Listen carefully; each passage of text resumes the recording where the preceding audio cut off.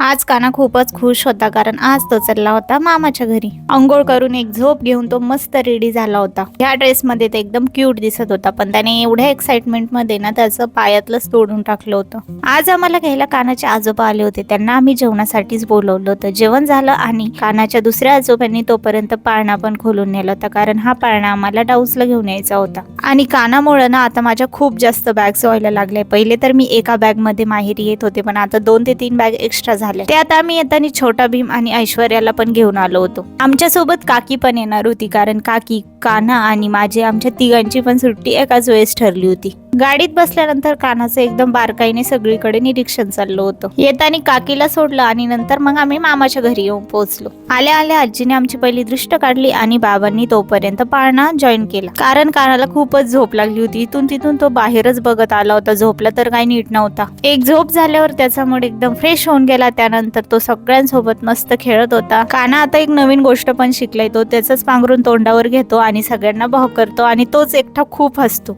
सगळ्यांनी मस्त कानाला बघत बघत जेवण केलं आणि मी माझ्या माहेरचे फुल ब्लॉग पण अपलोड करणार आहे, तर नक्की या चॅनलला सबस्क्राईब करा. भेटूया नेक्स्ट ब्लॉग मध्ये.